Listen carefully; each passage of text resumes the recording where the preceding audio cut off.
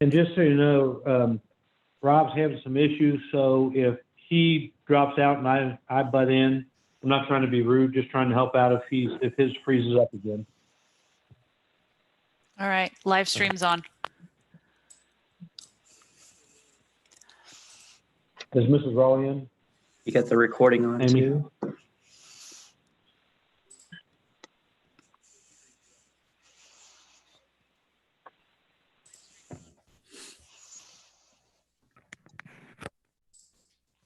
Amy, is Mrs. Raleigh in? I don't believe so. Sorry. I still had the live stream open in one window and our meeting in another, and I was hearing both of them going on, and I'm like, I don't know which question was asked first. But yeah, it's Okay, recording, I just Craig, and the wanted live to see if stream's Mrs. on. Raleigh- Lori's, I don't see Lori still. Oh, admit, we're There we good. go. Yep. good Okay, deal. I'm gonna go ahead and admit Mr. Raymer as well. Sounds good. Sounds good. Okay.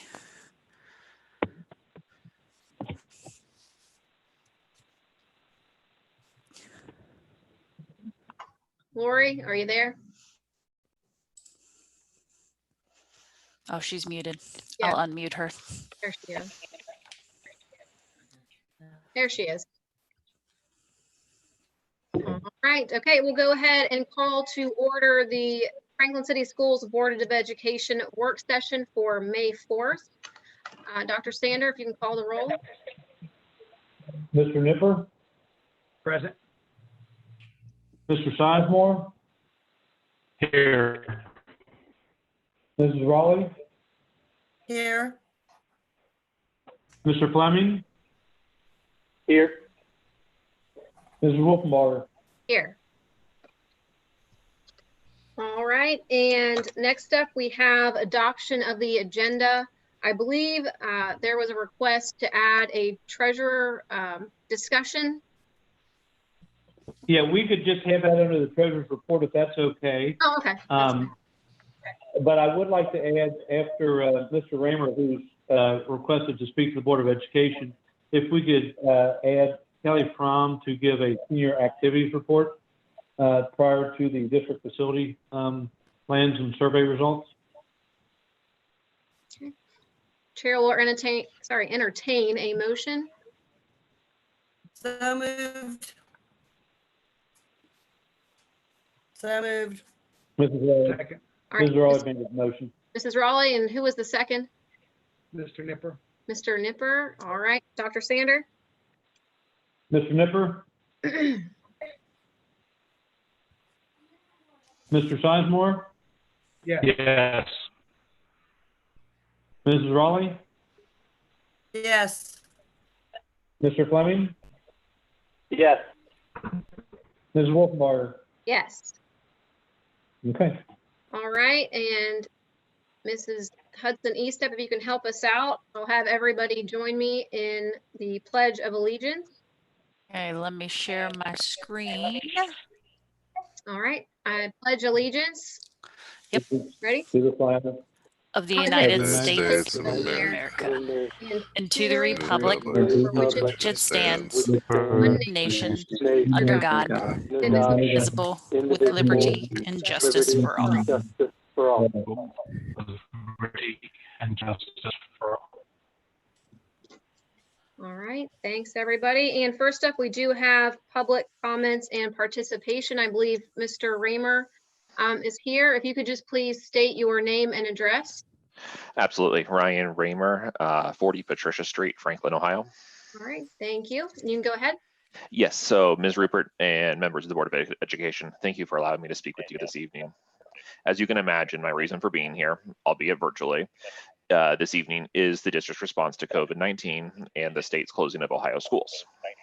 First, I want to commend the district administration and staff members for putting plans for remote learning in place as quickly as you all did. Second, I commend the teaching staff. I have a kindergartner and a second grader in the district. Both of their teachers are holding video chats with students on a regular basis, and my kindergartner even has the opportunity to attend hangouts both during the school day and in the evening. Several administrators have even joined the evening hangouts to read stories to them or play math games with the students. My daughter's speech language pathologist has even gone above and beyond to send a special prize in the mail for my student meeting certain goals. The district has taken this opportunity and really did the best they could with a very bad situation. Not that it is a competition, but I would even argue that Franklin's response beats out some of the neighboring districts. While the method of instruction has worked well for 1 quarter, I do have grave concerns about the sustainability of this method of learning. Should the state close schools this fall or enforce some type of blended learning, I do fear for the children and their learning. While I'm sure everyone in this meeting wants nothing more than the students to be back in the buildings this fall, I believe we have to acknowledge the fact that the state might decide to close buildings this fall or implement some type of a blended learning, whatever that means, to allow for proper social distancing in the district's buildings. I also fear the uncertainty faced by many parents. My ask this evening of the board and the district administration is to plan for these various possibilities and communicate these plans in detail early in the summer, if for no other reason than to be transparent with the students and the parents. The current method of learning requires heavy parental intervention, and the parents need to prepare should these chosen plans involve heavy parental intervention. Should chosen plans involve various pieces of technology, parents do need the opportunity to get this technology in place. Should blended learning involve students being being in the buildings, say only 50% of the time, parents need to plan for adequate childcare. Again, my ask is that the district make plans for the most likely scenarios and communicate these plans early. I do want to, again, as I said early, commend the district. They have gone above and beyond. The teachers have been amazing, and the speech language pathologist has even been amazing. So, again, my ask is that the district make plans and that those scenarios be communicated early in the summer to allow for adequate preparations to be made. Thank you for allowing me to address the board this evening, and I definitely do appreciate your time. Thank you. Thank you very much, Mr. Raymer. It's very unusual that we have people that want to participate in our meetings and thank our administration and our staff. So thank you so much for taking your time and doing that, because I don't know that that's happened really once since I've been on the board, I'll be honest. And, we felt as a board that our administration staff have been absolutely outstanding during this. So it is greatly appreciated to hear your feedback as a parent. I know I have those same concerns, and it's hard right now. It is. But everybody is, like I said, going above and beyond to try to keep our kids learning and in the loop and counteracting the summer slide more than ever. So I appreciate that. Okay. Thank you all very much. Thank you. Anybody else want to comment? And just I just want to let Mr. Raymond know that we've already had a little bit of discussion in cabinet, just preliminary scratch the surface, but our first goal is to complete this year. Sure. And to be perfectly honest with you, before the last board meeting with talking about graduation, senior activities, and so forth, we feel pretty good about that. So now we're kind of ready to start looking at what we need to do with the different scenarios for next year. So I appreciate the comment and want to assure Mr. Raymer and everybody that's listening that we've already started some preliminary talks, but we've got a long. I'm going to be honest, we've got a long way to go with it because we have to plan for so many different variables. We don't even know the scope of what we're going to be dealing with in the fall. So we just have to kind of take a wide scope and say if different things happen, this is what we're going to do and go from there. But I do appreciate the feedback that to make that public early as possible in the summertime so that parents do have time to plan. That's my ask. Obviously, before we would do anything like that, we would bring that to the board presentation to get approval before we would go forward with any plan for the fall. Of course. All right. Well, thank you very much. And thanks again, Mr. Raymer. You're welcome. And we'll go ahead and move on to our next presentation on district facility plans and survey results. Well, I thought we were going to add Mrs. Fromm at that particular Oh, time. I apologize. I did make that little change. Yes, I'm sorry. Mrs. Fromm, I think you're up next. Hi, guys. Thanks for seeing me again this week. Just wanted to give you a little bit of an update where we're at with graduation. The virtual graduation is moving on as we had hoped. The company has been fantastic to work with. Craig and Amy kind of talked me off the ledge today from a technology standpoint of things that we need to do.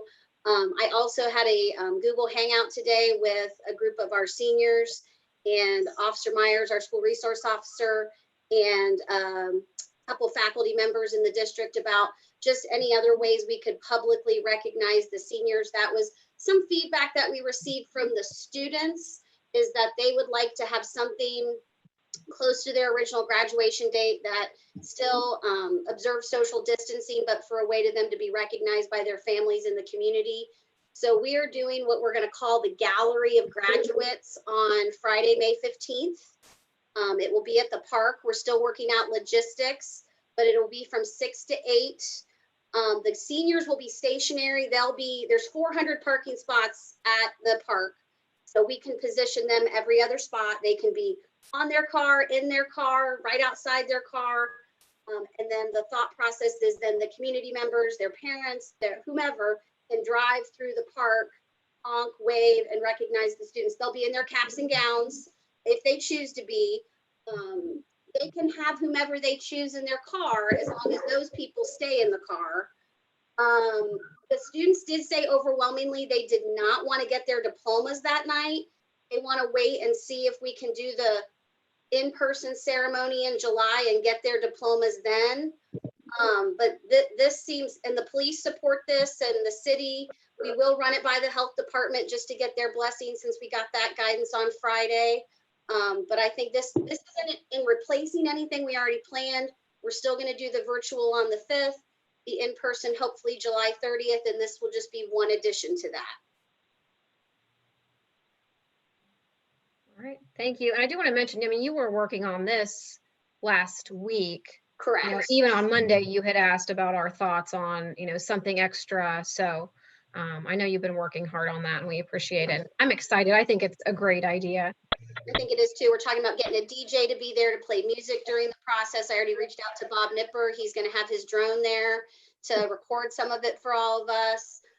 We're just thinking of some different ideas of how we can make it special for the kids and things that they wanted, things that were important to them as the graduates. I want to thank the board publicly. I know that there was some unhappy people when this came out last week, and I know I felt very supported, and I know our students felt very supported. I think that was one thing that they said to me today, is that they have felt like they have been heard and supported, and they're trying to, one of the girls said today, we are trying to focus on not on what we're losing, but on how people are trying to make this special for us.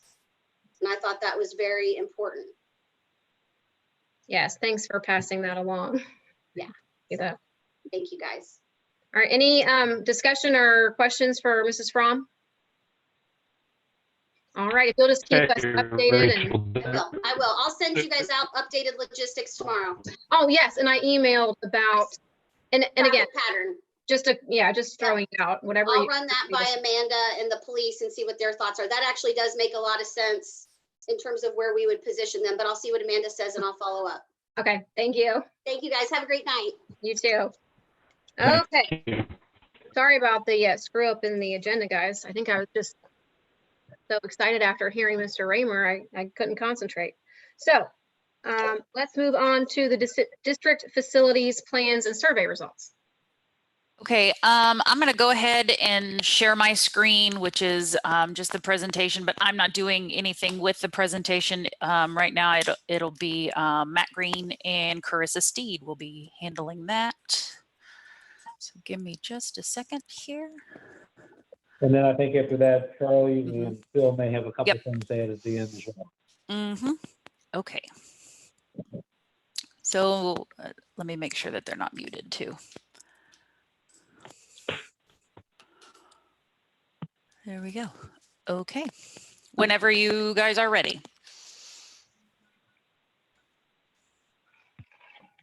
Okay, can you hear me? Mm-hmm. All right. Yes. So Beginning mid-September of last year, we began what was called the Community Advisory Team, and in conjunction with SAP or SHP, we planned a series of 6 meetings and 2 community forums to come up with a vision of what the Franklin community is looking for in the way of new schools. You can see the plan here as it was laid out, but because of the COVID-19 pandemic, had to cancel the second community outreach, but instead did a social media survey to try to collect the data from the community. Chris will explain the first 3 meetings.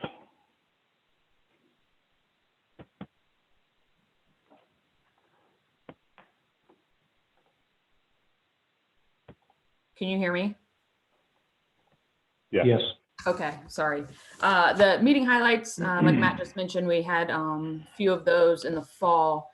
Basically, the CAT team, the community advisory team, did an exercise where we decided what was most important and ranked those for the new schools. We also then, I guess, built out 16 original options and then narrowed those down. But kind of the overwhelming no's from the original options and the master plans, as you can see there, is the community did not want just 2 campuses, like a north and south that was thrown out there. That was highly regarded as no, we don't want that.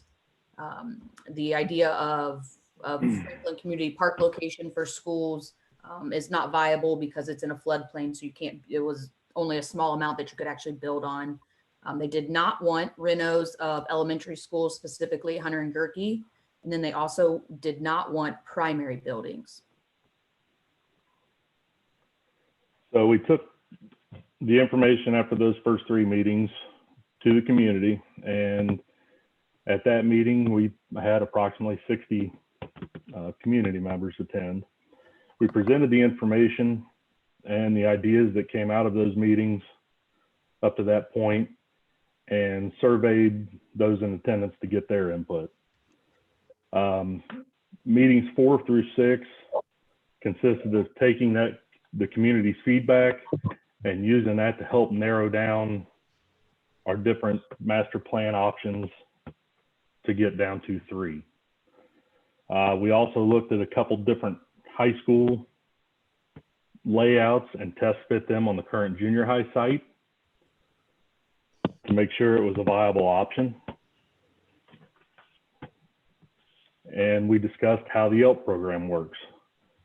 And basically, we qualify for 57% funding of whichever master plan we decide to build. And this would leave the community to only have to cover 43% of the total project cost. And we'll go over that here in just a few minutes. With the Future Think enrollment projections, they looked at the district's housing development and look into numerous things, but looking for future growth potential. And based on their study, our new school sizes can be based on the projected number of students of just over 3,000 students instead of the current enrollment, which is, I think, 2,800, 2,900 roughly.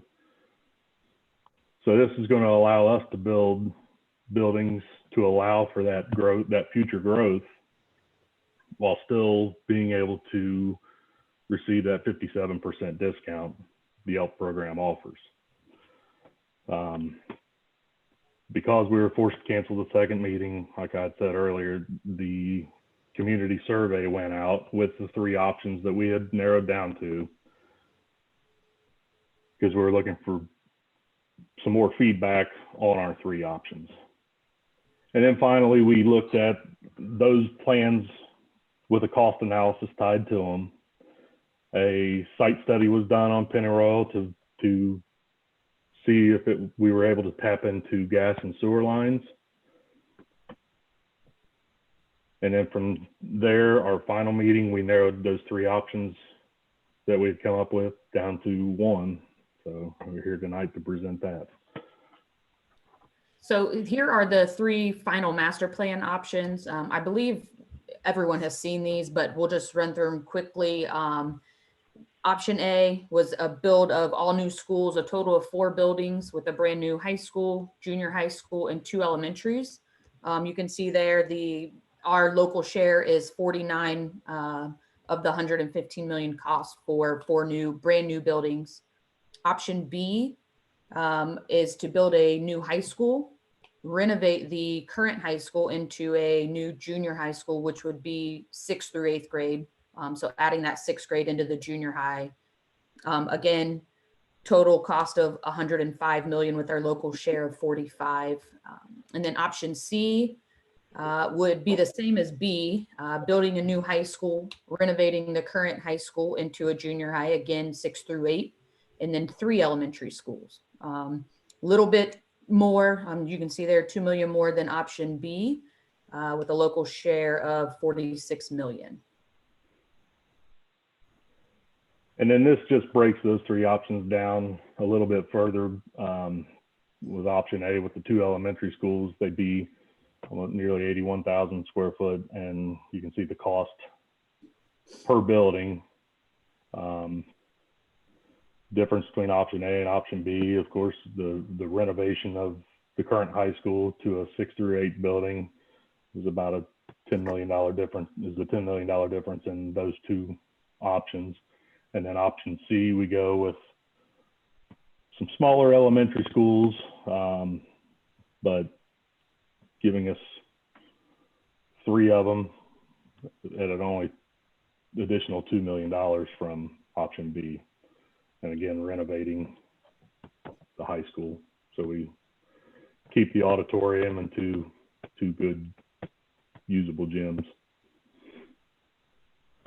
So that brings us to the data from the community test. So like Matt mentioned, this district sent out the online survey in place of the community forum, obviously due to COVID-19. So these are the options that came back. I think they said there's roughly 400 participants in the survey. It was on a scale of 1 to 5. So 1 was very unlikely, 5 being very likely. So you can see the averages here. Option A, the all new schools, was a 3.41. Option B, 2 elementaries, reno the junior high and a new high school, is the 3.47. And then option C, the 3 new elementaries, reno the high school and a new high school, is 3.77. I think when we met our last Zoom meeting, I guess, Phil and Charlie had mentioned anything over a 3.5 was considered a pretty good average when getting these results back. Our takeaways from the survey: option C was preferred across all demographic groups. Internally with the CAT team, option A was a strong preference, but when we took it to the public, it was strongly opposed. And the 3 schools is preferred over 2 universally, and Hunter, Gerke, and Pennyroyal sites are preferred. So as a recommendation from the community advisory team, we are recommending option C. It seemed to have, like from the data, the information that we just gave you, option C is 2 new pre-K through 5 elementary buildings. It kind of breaks down the elementaries. There would still be 3 elementaries. 2 would have pre-K through 5. 1 would only have K through 5. Reno the high school into a new junior high school, again 6 through 8, and then a new high school 9 to 12. That's the recommendation from the CAT team.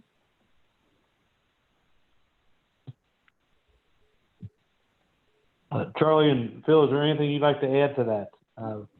And do you want to take over the screen to add anything on those? No, I think they did a great job summarizing what we've done. We'd like to also just send our detailed survey. There's some information I think the board would appreciate as far as people we talk to and kind of demographic data. Also, we have some other questions about how's the district doing on communication, delivering education. I think that's also really useful information for you. So I think the folks representing Matt and Krista today presented the information great. So if there's any questions for Phil or I based off this, but we'll follow up with a 28-page report based off everything we've collected. I do have a question on the new high school. Did survey specify where it was going to be? We did not get to the detail saying where it would be. So we just stipulated a new high school. The one thing we talked about with location is a goal to put it within the city of Franklin, but we've not picked a site. Okay, perfect. And actually, Mr. Nipper, the recommendation that comes from the CAT team is strictly the structure of the school. So, and that is one new high school, renovate the, and correct me if I'm wrong with this, Chris and Matt, but the recommendation from the CAT team is one new high school, renovate the current high school into a middle school, including grades 6 through 8, and then 3 new elementaries. And it would be broken down as they presented, because we only have 2 preschool classrooms. That's why it was 2 of them were pre-K through 5, and then the third one was a K through 5. So it's not gotten into the nuts and bolts of actually where they go and so forth. Great, perfect. And thanks both to you, Chris, and for all that you did. I was just curious, because I know that's going to be one of the questions people start asking once this is put out. And I know that now you just say that's our next step to see where that's going. So thank you. I have a quick question. I know when the numbers first came out on growth, wasn't there an appeal or there was something done because we thought we would have more based upon some of the developments that are coming in? Yes, we appealed it. I don't have the exact numbers with us, but we picked up about 160 to 180 more students after we appealed it. Okay, So thank you. the information that Mr. Green presented tonight was based on the appeal with the higher numbers. Okay, thank you. I couldn't remember. Okay. That's correct. And I would say that's also not the trend. A lot of districts appeal and they just say, no, we put you back where we think. So the fact that they bumped yours up by the 100 and so number of students is a good thing for you if they really believe that they're coming. Okay, great, thank you. Is there any questions or anything like that before we move on?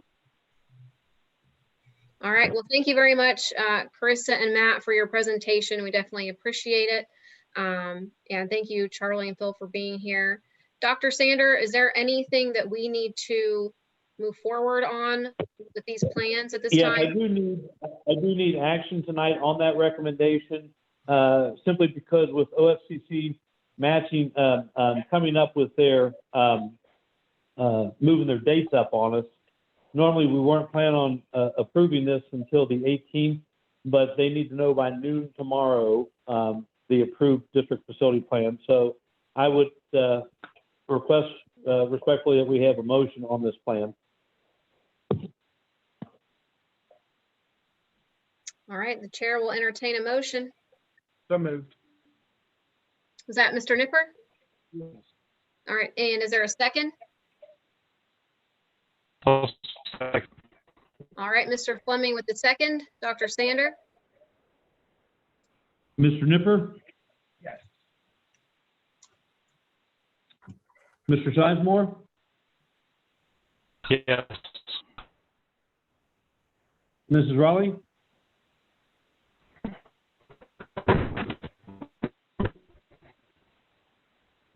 Mr. Fleming?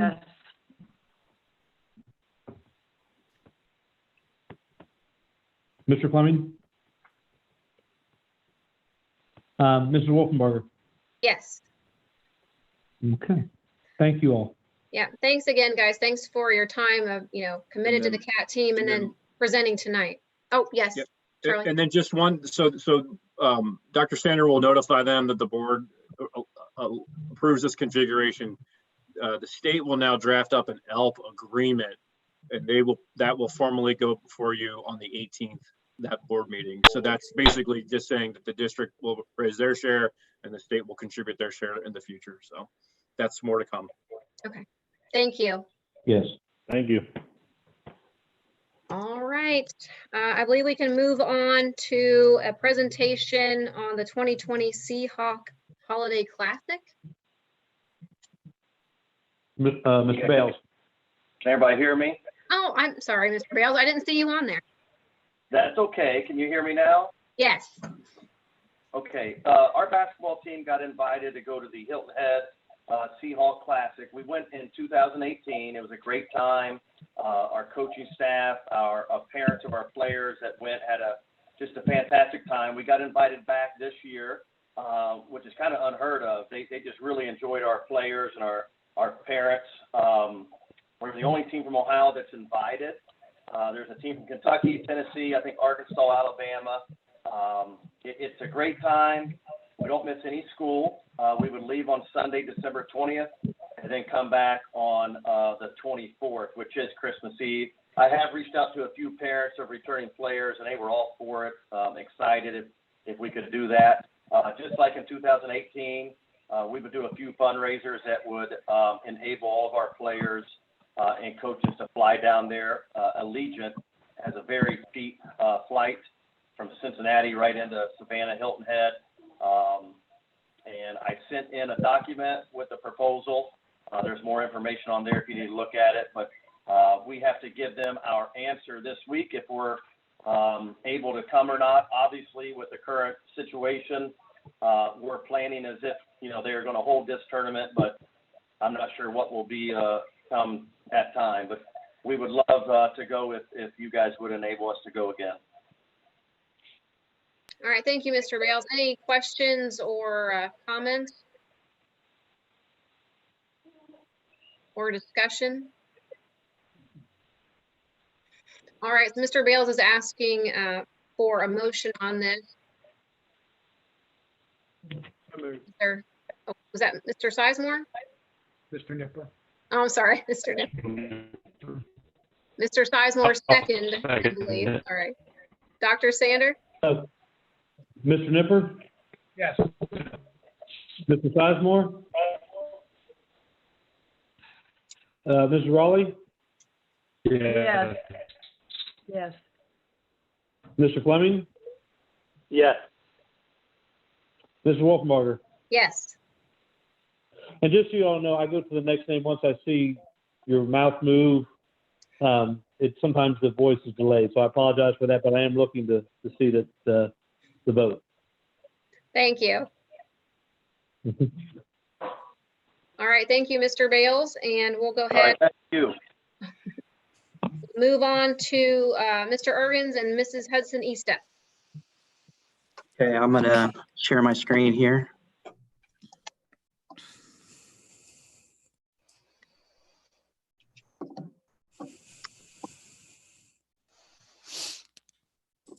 Can you guys see the presentation okay? Yes. Okay. So I'm just going to talk about my part here. Just some recent projects that we've done is, as you know, we've put new panels in, new ViewSonic boards at Skank and Gerke this past year. They're using them, every day. They're wonderful devices. They seem to be holding up pretty well. So we're going to continue to do these ViewSonic panels. We got the one-to-one program now through grades 7 through 11. This past year, we've also implemented a one-to-one management software. It actually tracks all the student devices, all their Chromebooks, and all the repairs that we've done to them, and allows us to assess fees and track everything that's involved with those. Another thing we've done is this past year we've replaced teacher stations, or they all have laptops, so we replaced those at Gerke, Hunter, and HBECC, or the kindergarten teachers. Something that I've been working on recently is an SCCM server, and what it is, it stands for System Center Configuration Manager, and allows us to do remote security patches, like your Windows updates and that kind of thing. We can do, we can push out images to new machines, and just overall configuration for all the PCs, not Chromebooks, PCs on our district. So we're also going to this summer continue the one-to-one program. So then for next year, we'll be fully implemented one-to-one grades 7 through 12. We're also going to implement the new panels, and we've chosen Pennyroyal and Anthony Wayne as our budget allows us to. And then also, as budget allows, we're going to replace the teacher laptops at Skank, Pennyroyal, and Anthony Wayne.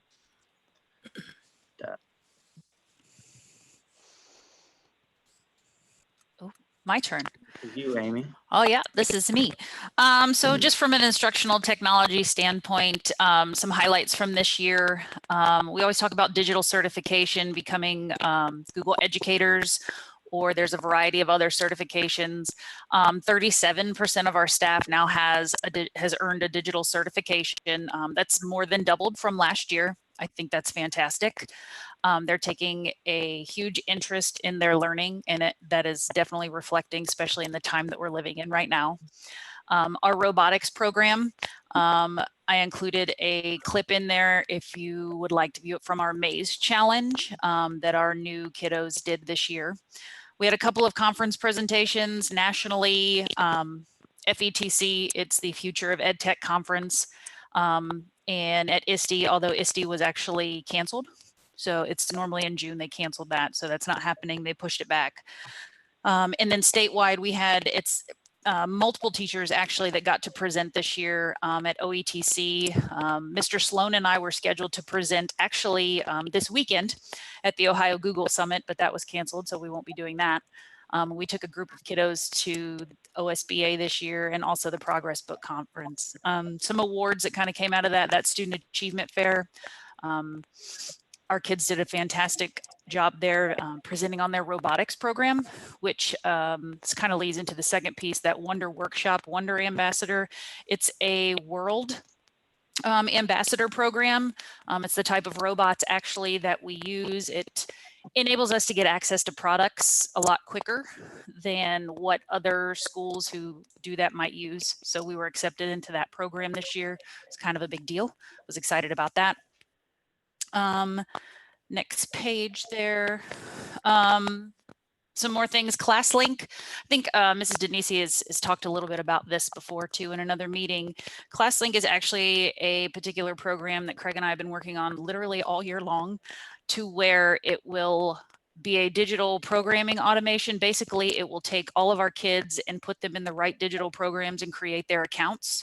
So that way there's not any manual uploading of any kids into anything. It will all be automated, save people, in theory, a lot of time and a lot of headache. We also went through a website redesign this year. Same company, Legend WebWorks. I handle most of that in terms of working with them. I like the redesign. It was supposed to actually launch back in April, but in order to launch it, we have to take it down for a few days. Like, we can't add any new content. So we pushed that back because we are constantly trying to update the community on the website and with social media. So I wasn't prepared to do that at that time. So, but it's done. It's just whenever we can take a turn and take things down for a couple of days is when we'll do that. And then what everybody's been seeing lately, big highlight of the year, I guess, distance learning. We're doing a lot of different things now.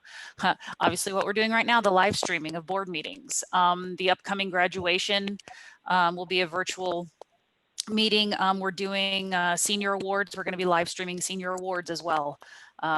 Virtual PD, we have done by this Friday, I've done 20 plus sessions that staff have attended and recorded. And it's not just me doing it. I've done maybe one or two, and the rest of it's being done by other teachers. We have a great staff that we have the ability to call on to present and help with other teachers, and are not afraid to have themselves recorded anymore.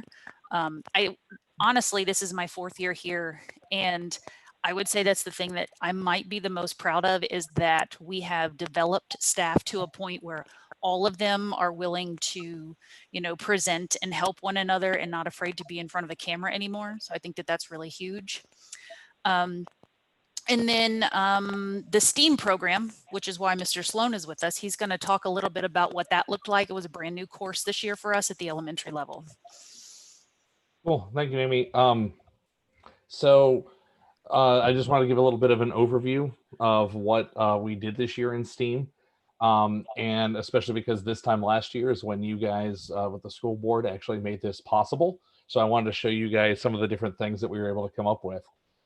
So one of the first things that we got to do, I wanted to talk about how the learning actually happened in this. So as opposed to a more traditional special or something along those lines, the kids were able to be in flexible groups. So that way they always were working with a bunch of different people. And a lot of the learning was based on what the kids wanted to do. Because this was such a brand new thing, we were able to create what the curriculum kind of looked like. I had my standards. I said, what do you guys feel like doing? And we kind of went with it.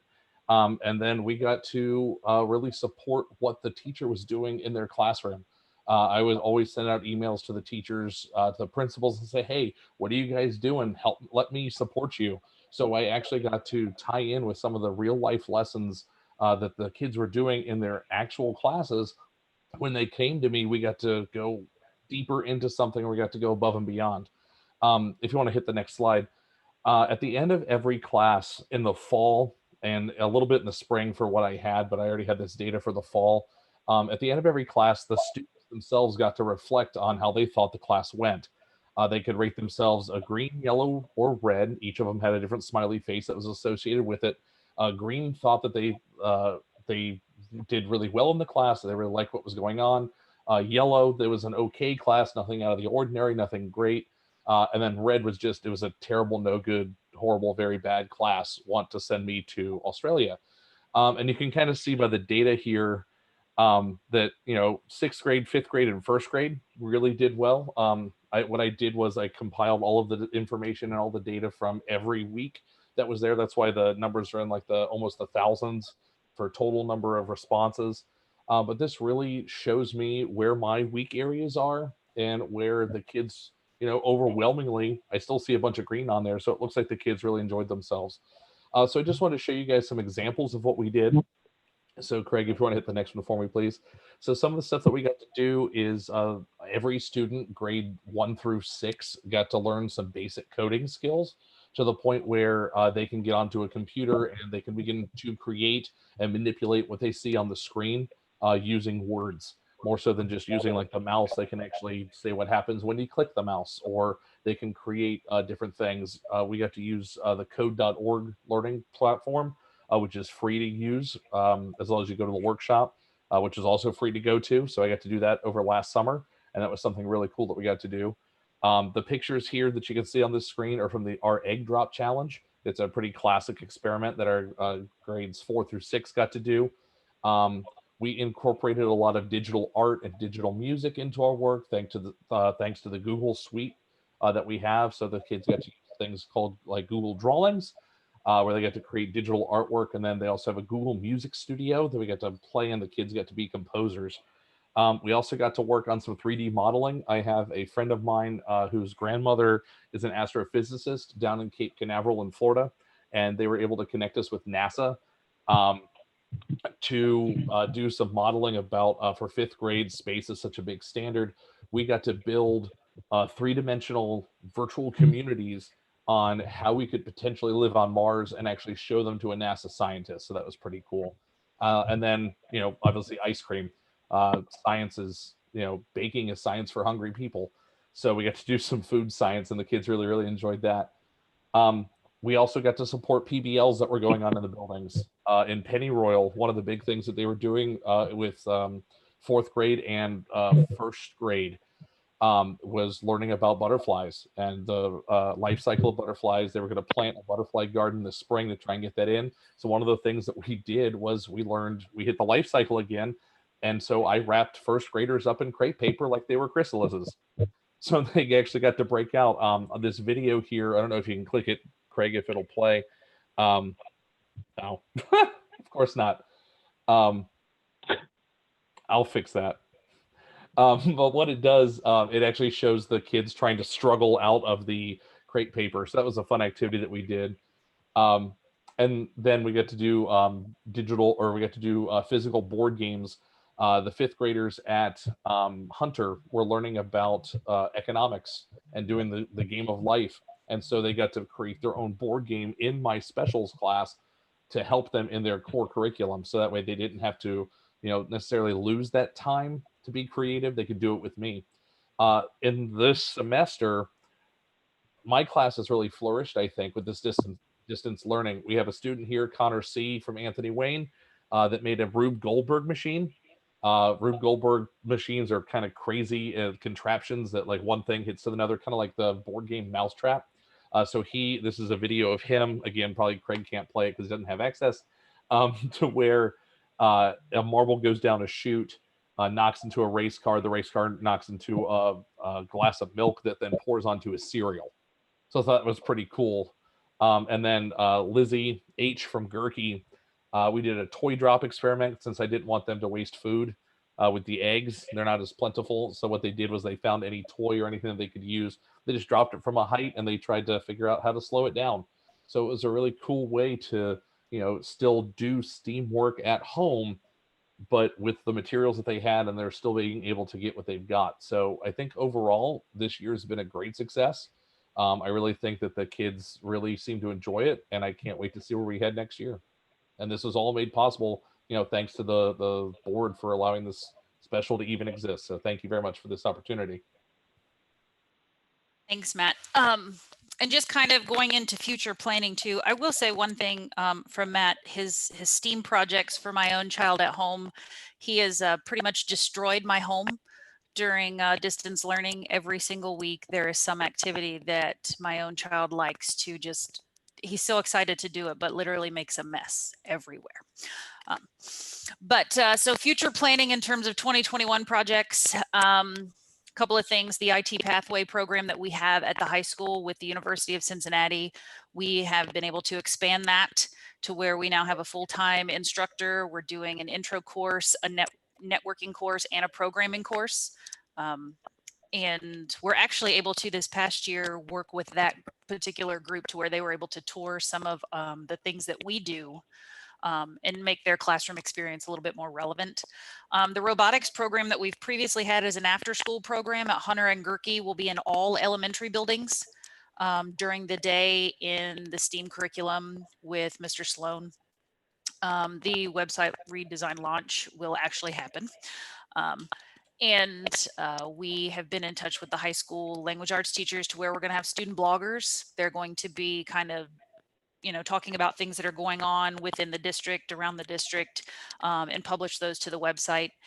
Student announcements will be on YouTube to where that way parents can go back and watch them any time of day. Each of the buildings will now has their own YouTube channel. We're actually publishing right now, our live stream is on the Hampton Bennett channel. We're looking into a new communications app. Next year, we currently, our one call system is Blackboard Connect. It's the one that does, when Dr. Sander calls and tells everybody that there's no school because of snow. That one, we're looking into a new one that actually does a lot of different things for us. I mentioned before the ClassLink account automation piece. We're also looking into potentially doing some other projects with onboarding, paperless onboarding. And then working on the tech plan, 5-year plan. It's been kind of something that we start working on, and we'd really like to outline now that we have people on the core tech committee that share the vision for the district as well. And with the potential new facilities that we have, we'd really kind of like to use that as a driving force to kind of where they want to go in terms of staff, things like that. So overall, I think we had a good year. Nobody anticipated obviously we would be doing what we're doing now, but I think our staff has done an excellent job and will continue to do that. So questions for Craig or Matt or myself? Actually, Matt might have left, or he might still be here. I don't know. I'm still here. Okay, good. You're still here. I knew that you had your child had bedtime, so I wasn't sure. I got 10 minutes. We're still good. Okay. Any questions or discussion? I just want to say thank you guys for the update. It really helps us see kind of the bones of our technology and where it's going. And then also with the STEAM program, the academic side of it. I know the kids seem to be very, very excited about it and they love it. So I appreciate you guys telling us more about it and working on that. All right. Well, I guess we'll move on to new business. We have an MOU for cross country. Yes, at our last meeting, we had a presentation brought by Mr. Bales to see about, because of the large numbers with cross-country, to making that 2 positions. I do have that MOU attached. It is approved by the FEA. And so this is a first read with the board to see about the approval of the MOU with this specific situation for the next 2 years. It would be the fall of this year and the next fall cross-country coach, making the head boys and the head girls. I know that Mr. Bales went over this at length at our last meeting. Is there any discussion about that before we bring it back for our next meeting? All right, I think we can bring that back, Dr. Sander. Sounds good. Thank you. Next would be an action item, if the board doesn't mind. And basically, making a modification to this recommendation. I'm going to scratch the part that says on Friday, May 15, 2020 at 7 p.m. at Princeton Pike Church of God, because we've already talked about the graduation, the virtual. Now we have the graduate gallery and then the July date. So I'm asking that the Board of Education approve the list of seniors from the class of 2020 as candidates for diploma, providing all requirements are met for graduation as set forth by the Franklin Board of Education policy, and realize that we also did the proclamation that changed this year's graduates to what would happen at the end of the third quarter. Remember, we had that situation that all these graduates will fit the board policies for content, but then also meet the requirements of Ohio Department of Education with this shortened school year from a face-to-face part. All right, thank you, Dr. Sanders. Is there any discussion on that? All right, Chair will entertain a motion. Mrs. Raleigh, and is there a second? Mr. Sizemore? Dr. Sander? Mr. Nipper? Yes. Mr. Sizemore? Yes. Mrs. Raleigh? Yes. Mr. Fleming? Yes. Mrs. Wolfenbarger? Yes. Thank you. Next was a cleanup, and I do want to apologize for this. At the last board meeting, we should have had this on. This was a first read back on April the 13th, but I asked that the board approve the use of blizzard bags for the 2021 school year. We did have a discussion at the work session on the 13th.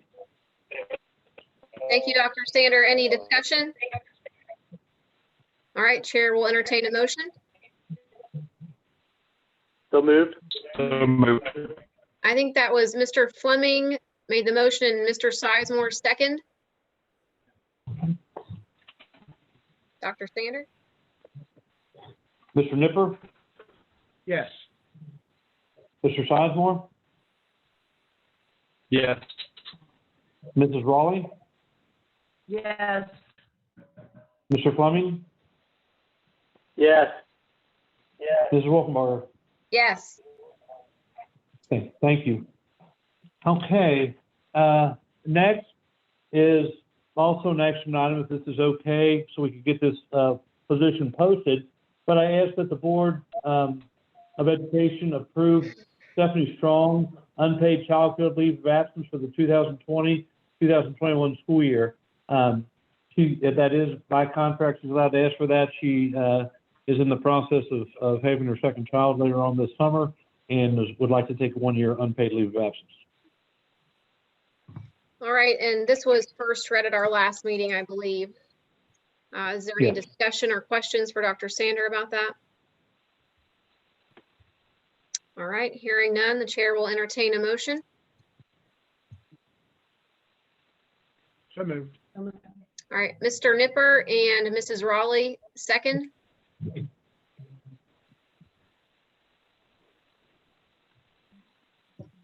Dr. Sander? Mr. Nipper, Yes. Mr. Sizemore, Yes. Mrs. Raleigh, Yes. Mr. Fleming, Yes. Mrs. Wolfenbarger. Yes. Okay, then on to personnel.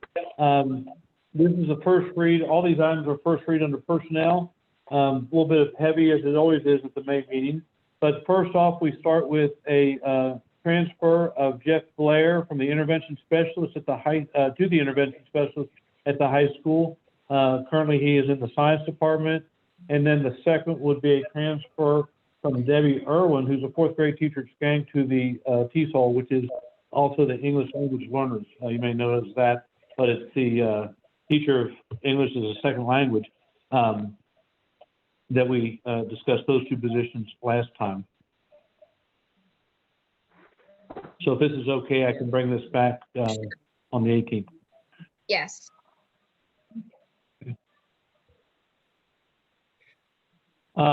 Next is the administrator exempt salary schedules. This is an annual event, and we tie those right along with the FEA contract. All right, any discussion before we bring that back? All right, Dr. Sander? Okay. Third is the non-renewal contracts. We have 3 this year. First is the annual with Cindy Benjamin and Antoinette Coleman, as they are retiree hires. So by contract, they are non-renewed every year to see if we bring them back or not. The third position is Nolan Bradshaw. He was hired as long-term sub in the ELA department at the high school. And per contract, any teacher hired after the first day of school is automatically non-renewed. All right, thank you, Dr. Sander, if you can bring that back. Okay, thank you. Next we have, I'm going to clump together D, E, and F. These are contracts for teachers, 1 and 2 year contract based on the FEA contract. I did pull out item E and item F as they pertain directly to a board member who would not be able to vote on that once we bring that back, but just wanted to notify everyone of the different contracts we have coming up. All right, thank you, Dr. Sander. And I will bring those back on the 18th. All right, next we have the extended service contracts. Those are with our school sites, our music teacher, our financial management teacher, and our counselors. And this is an annual event. All right, thank you, Dr. Sander. We can go ahead and bring that back as well. Okay. Next, I do want to do a little bit of an explanation on this. With the concern how the fall is going to be, these recommendations are for certified, non-certified supplementals dealing with clubs and academics at the junior high and high school, and then also with athletics.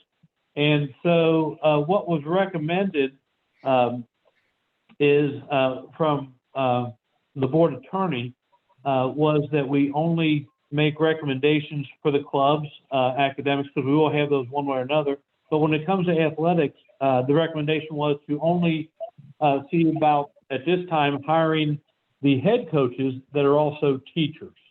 And then that way, we want to make sure that we're having those sports with those specific individuals, because if something happens, OHSAA moves a sport from maybe a fall to a spring. The teachers are with us, but care professionals may not always be able to do that because of their job situation.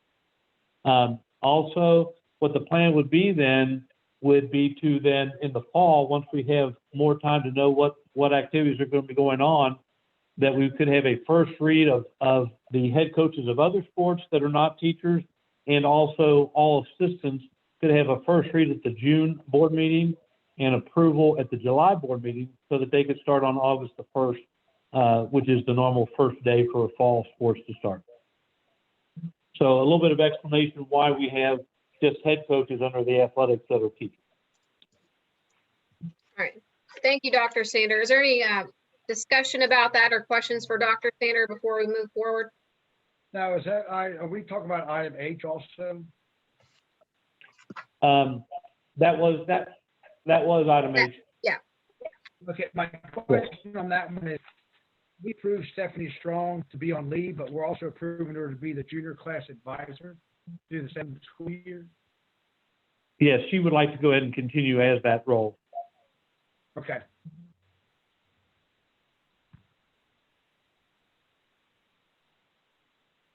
Any other discussion or questions?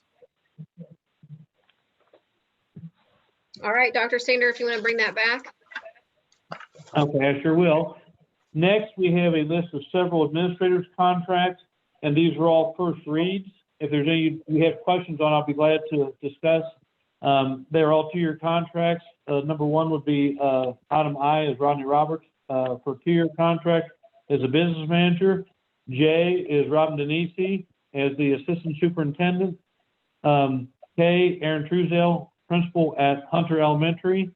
L is Alicia Malhot as the assistant principal at the junior high school.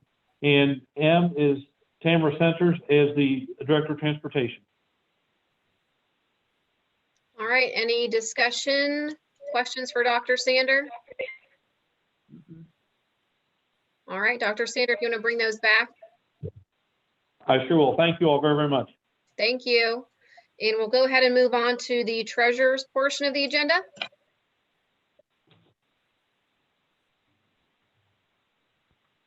Oh, Rob was freezing up on us on that. Let me see.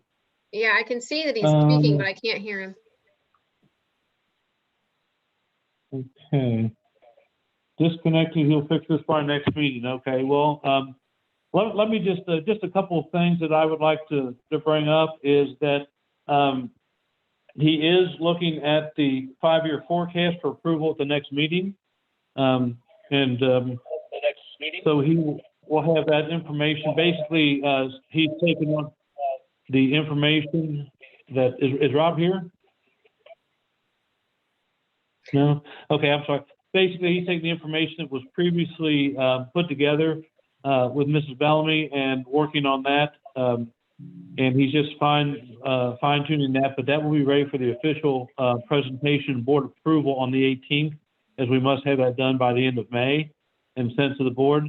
The second item is in light of working with facilities and so forth, is he's requesting that we establish a finance committee that would include, he's requesting that would include himself, myself, a couple of board members, and then 3 or 4 community members, so that we could look at the numbers when we're dealing with our budget and the financing and dealing in general, but specifically when it comes to the facility plan, the levy, and the millage on the levy.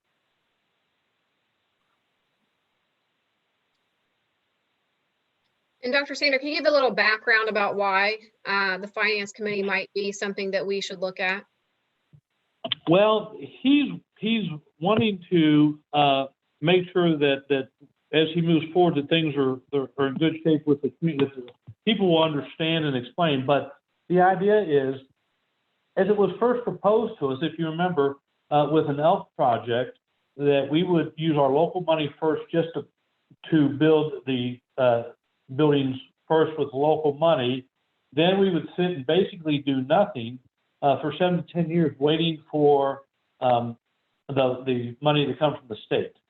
What Mr. Giuffre is working on is a way that we could do things sooner, that we could build the first part, say a new high school, renovate the old high school into a middle school, and then as soon as those 2 projects are done, then go ahead and start with the 3 elementaries immediately after that, and not have to wait the 7 to 10 years. Because if you manipulate those bonds appropriately, because when they vote, they'll vote to approve, but you don't have to sell all bonds at the same time. But if it's done in a sequential, logical order that we're ready for, we could actually, as soon as we finish up the first program, with, say, the high school and renovate middle school, then immediately start into the 3 elementary school construction. So everything could be done a lot sooner.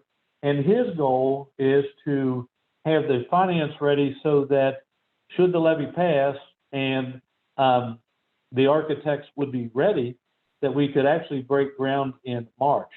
So he sees it as his role is to see what the desire of the board is and make things happen. So that is kind of the timeline he's put himself on, and he would like to have this committee to work with him to make sure that it meets with the goals of the board and the community to develop this kind of process.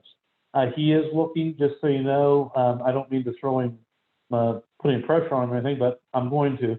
But what we're looking at right now is a millage 5.5 range for those facilities. But the specific number we don't know, we won't know until we work through this process that he's talking about. Which is very, very exciting news because, you know, originally we thought we were going to have to wait 7 years, 2027, before we could start construction on the elementaries.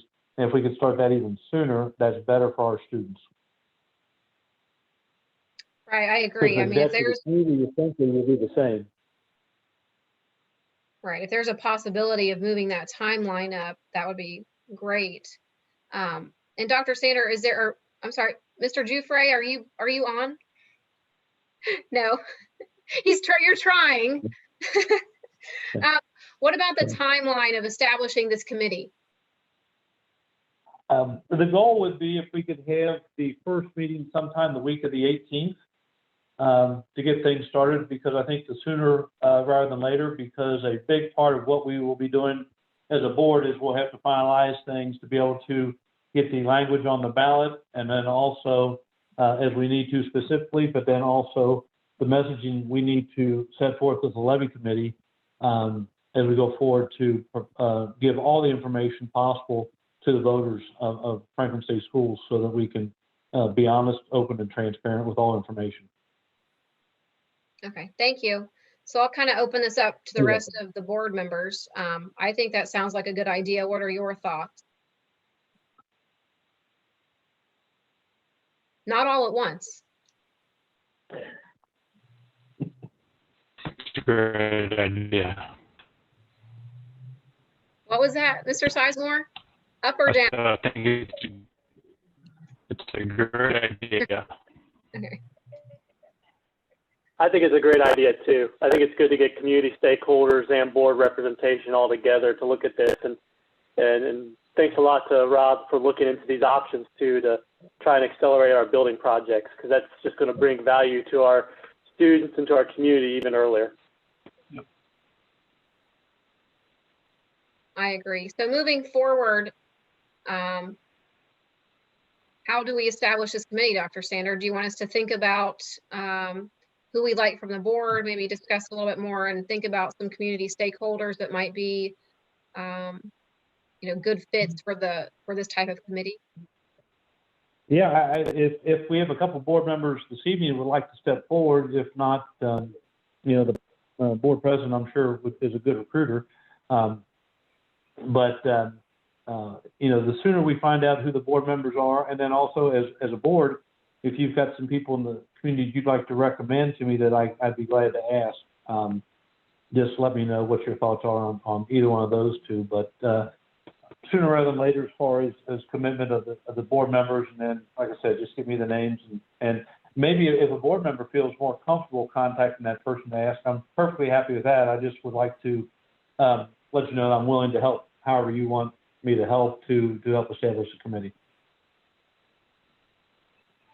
Okay. Rachel, in the past, we've rotated board members around for these sorts of things. Does that make sense to do something like that here?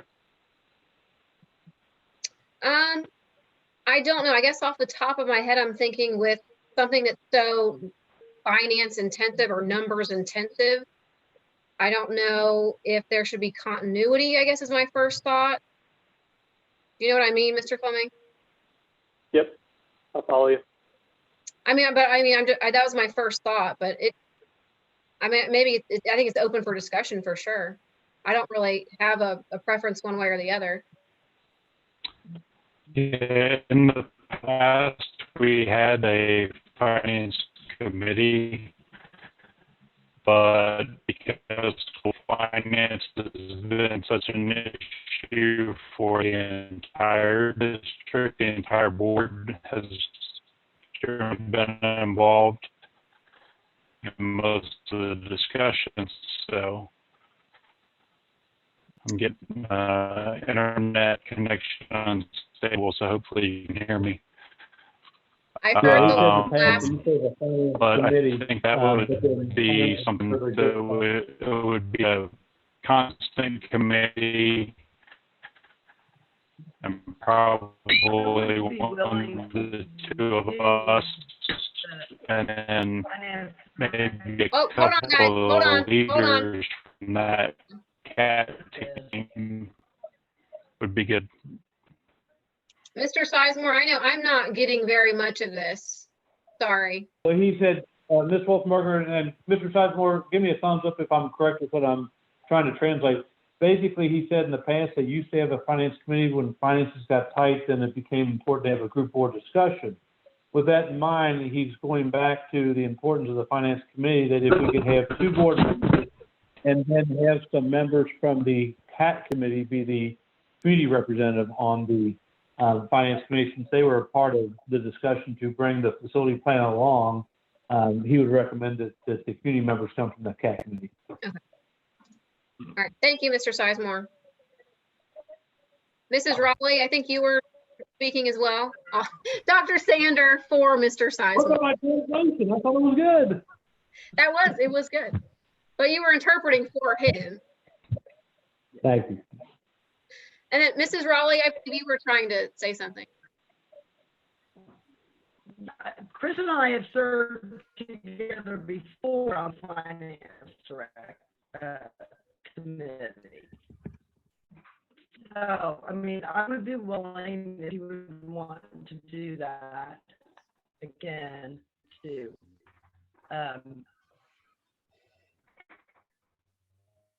Attend the finance committee meeting as a board member. I can't really hear you, Mrs. Raleigh. Dr. Sander, could you hear that?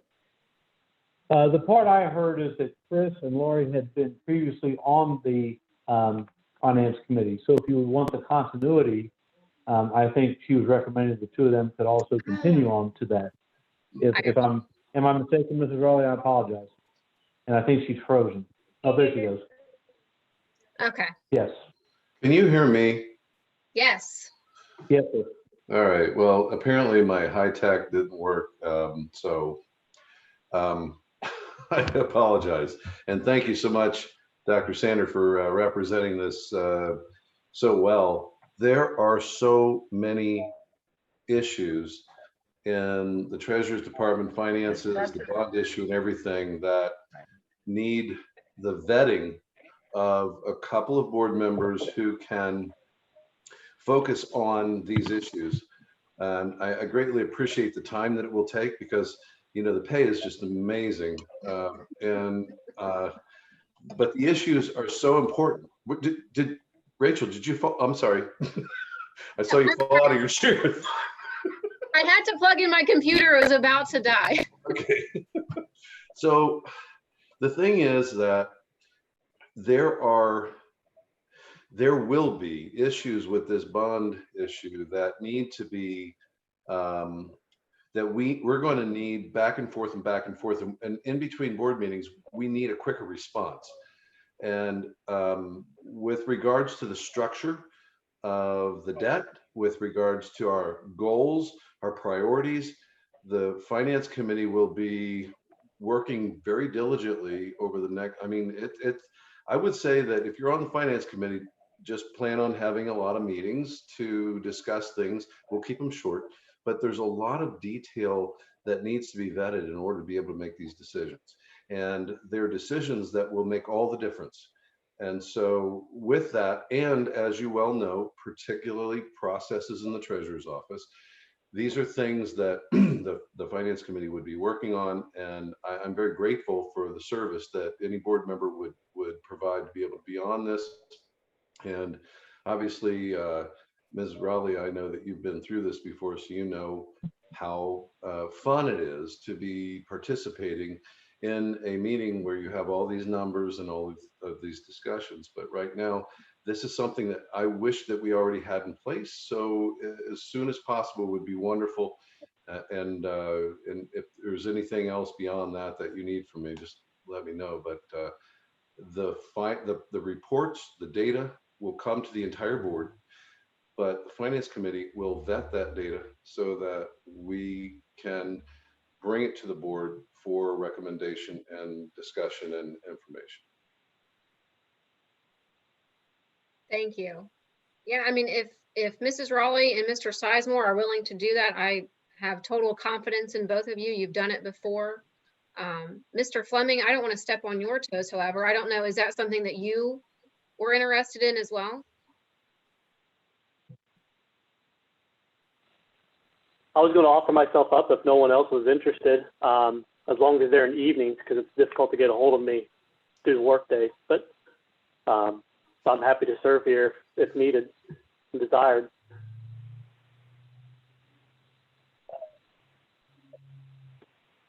Well, I mean, we could, all three could be on, honestly, or rotating if Mr. Fleming wasn't available. I was gonna say you would need to Oh, no, we rotate, can't. because if Yeah, you do no. 3, you have open records. Yeah, no. Or open meeting, I'm sorry. Right. Yeah, that's what I was going to say. Can you hear my audio any better now? Yes. Oh, I'm yeah. on phone audio. So, Much better. okay. I'm off the Wi-Fi. So, okay. Well, do we want to, I guess we need to organize who we want to do this. So this would be an appointment by the board president, I would believe, of the members. If you would like to make that appointment, we could do that now, and then we could have a virtual meeting to organize. Okay. And if Lori and Chris want to do it, that's fine. I mean, I was wanting to do it, but with the PPP loans, we've been working till 8 o'clock at night, Saturdays, Sundays. I mean, trying to get all those loans processed. I don't know if I'd have any time to do anything else. Okay.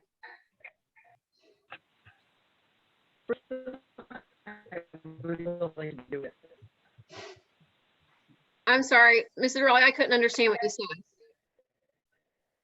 I said Chris and I would be willing to do it again. All I right. think she said she and I will do it again if you want us to. Okay. I mean, any of you, I would be totally comfortable and confident in. I guess Mrs. Raleigh and Mr. Sizemore, since you kind of volunteered first, maybe do you want to go that route? And then Mr. Fleming could be an alternate potentially. If for some reason somebody wasn't available or could not do it, we could have him, because certainly it's going to be hard for 2 people to do it. Yeah, and I think especially for my school as well, since essential business, that the evenings would be better. So, Okay. but yeah, having Andy as a backup, that'd be great. Thank you guys very much for volunteering for that. So Mr. Giuffre, it sounds like we have Mrs. Raleigh, Mr. Sizemore, and if for some reason they can't do it, we'll have Mr. Fleming available as well. Wonderful. If we could have a preliminary discussion sometime between now and the next board meeting, then perhaps it would be appropriate to bring a recommendation to the board. And if the board members have community members that they would recommend, then we would be able to have that discussion to create the committee formally at the next board meeting, if that works. So what I can do, Ms. Wolfenbarger, is I'll share the emails with Mr. Giuffre of Mrs. Raleigh and Mr. Sizemore, unless he already has those, and they can work it out among themselves to work on that. Sure, that sounds good to me. Okay. And my technology froze. So Dr. Sander, did you get an opportunity to talk about forecast at all? I talked a little bit about simply saying that you've taken what Mrs. Bellamy had previously. You've been working through that to try to finalize some things, that you would have a final recommendation for the 5-year forecast in 2 weeks, because it is due by the end of the month for ODE. And the only thing I would add to that, anything else you want to add to that? the only thing I'd add to that is that what I would normally do under the circumstances is I would submit the same forecast from the fall, because it looks strong. It supports what we set out as our navigational tool, and it still looks good. However, last week in the treasurer's meeting, we were informed that the powers that be want us to show a decrease in state funding next year. And the school I went to, what we learned was that it has to be measurable and probable. It may be probable, but it's not measurable. We had Senator Bill Blessing on the phone last week. We had our attorney on the phone. We had the executive director of OASBO on the phone, and there was no consistent message with regards to what this decrease in state funding might be. So I'm going to take the base foundation number and I'm going to reduce it by 5%.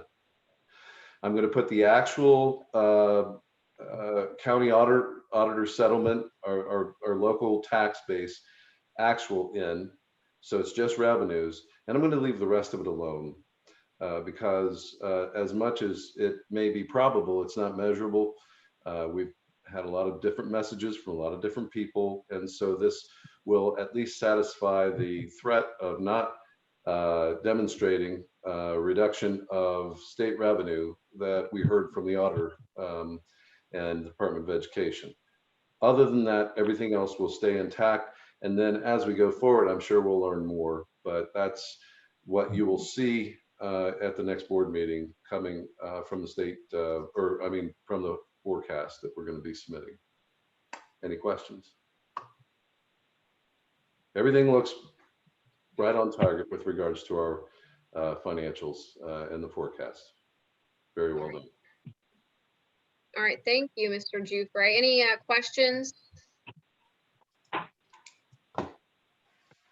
Okay, thanks again, and thank you for working on this finance committee. I appreciate it very much. Yeah. All right, I think we can move on to reports and comments from our board members. So I will start with Mr. Nipper. Thank you, everyone, for coming. Thanks, Ed, for joining us. He's not on anymore, but Ryan, I think it might be Raymer, for talking to us and showing the interest in what we're doing with our schools. I think I want to just applaud our administration, Rodney, Dr. Sanders, everybody else, that everything you guys have been doing during this crisis. It's we're doing a lot better than a lot of other schools that I hear back information from. And also Carissa and Matt and Charlie for working on the CAP presentations and everything, and getting all that together. But I'll keep it short and sweet. Thanks. Thank you, Mr. Nipper. And I'll move on to Mrs. Rowley.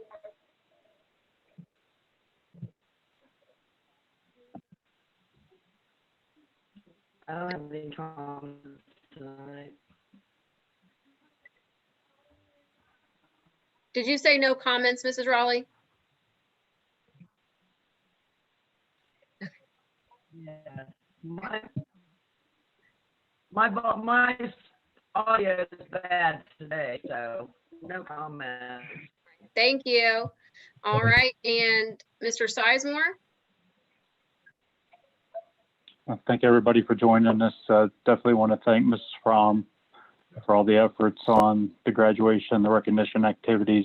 It's been a hotbed of Facebook and all the other activities. She's done a fantastic job trying to make sure those kids get recognized. And, it was important to us, and she's conveyed that very well as basically the face of what our students see there. And I think anything we do for them will be great. And thanks, Ed. I appreciate that Andy Dalton donation to the Cowboys. I appreciate that. So keep wearing the hat, be strong. And don't forget to support local, support the 45005 right there. Thanks. Thank you, Mr. Sizemore. Mr. Fleming? Thanks for Ed for joining us and all the others that have bounced in and out. I was just thinking back, there's a lot of shining spots in this board meeting tonight between Mr. Raymer and his comments about how resilient our staff is to pivot so quickly with this pandemic issues and continue to provide education to our kids, approving a plan for our buildings, all the great technology work. And Mr. Sloan, and unfortunately he's not on the phone, I was going to let him know that it's hard to get your kids to actually talk about things at school. And the one thing they would always come home and talk about is what Mr. Sloan taught them. So every single time they had the class, it was the dinner talk. One thing I did want to add to the list was Project Excellence Awards and recognize Mrs. Strong and Mrs. Credit for being our Teachers of the Year. I think that was announced maybe a week or two ago. Outstanding educators in our school system, and unfortunately, I don't guess we won't get to have the dinner to celebrate them this year, but at least wanted to publicly recognize their excellent work and service to our school district. So that's all I've got. Thanks. Thank you, Mr. Fleming. And I'll just thank everybody for being here. Thank you to Amy and Craig for making this happen for us, in addition to the update that gave us. We appreciate that. And I'll just echo what everybody else said. Of course, this time that we're going through is frustrating. It is difficult. It is very stressful for our seniors, especially, and their families. And I do want to thank Mrs. Fromm for everything she's doing in trying to celebrate them in a different way, but trying to make it just as memorable, even though we can't have a traditional graduation as of now. But also we do have some really great things on the horizon. We just approved a plan for new facilities, which is huge. I can't underscore that enough. Very excited about that. And Mr. Giuffre putting in place this finance committee and making sure that the financial aspect is done correctly. We can go to our voters in November and try to convey the best plan possible. So just thank you to everybody. And that's all I have tonight. We do not have an executive session. So I believe if there is, the chair will entertain a motion to adjourn. So moved. Mr. Fleming? Second. I think Mrs. Raleigh had the second. Dr. Sander? Mr. Nipper? Yes. Mr. Sizemore? Yes. Mrs. Raleigh? Yes. Mr. Fleming? Yes. Mrs. Wolfenbarger? Yes. Okay, 7:29.